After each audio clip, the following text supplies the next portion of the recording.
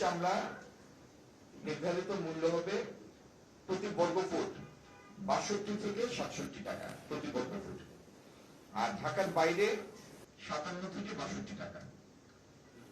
লবণযুক্ত চামড়া বলতেই লবণযুক্ত চামড়া। আর খাসির চামড়া ঢাকা এবং ঢাকার বাইরে সবই ২৫ থেকে ৩০ টাকা, আর বকরির চামড়া ২২ টাকা থেকে ২৫ টাকা। এই এই এই হচ্ছে ৩ ধরনের মূল্য। আর গরুর ক্ষেত্রে ঢাকার ভিতরে এবং ঢাকার বাইরে একটু পার্থক্য আছে। গরুর চামড়া ঢাকার ভিতরে প্রতি বর্গ ফুট ৬২ থেকে ৬৭ টাকা, ঢাকার বাইরে প্রতি বর্গ ফুট ৫৭ থেকে ৬২ টাকা।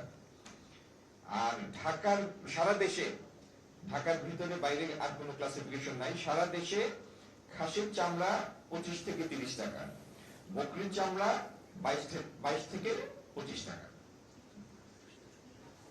আর আমার ডানে এবং সল্টেড আমি যা বলেছি সেটি লবণযুক্ত চামড়া।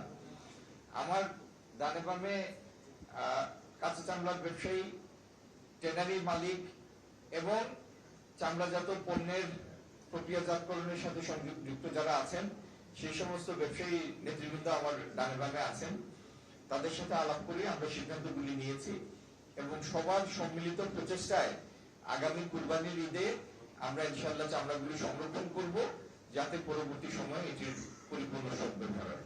আমি গণমাধ্যমের ভাইদের বিনীত অনুরোধ জানাবো সচেতনতা সৃষ্টির জন্য আপনারা আপনাদের মাধ্যমগুলির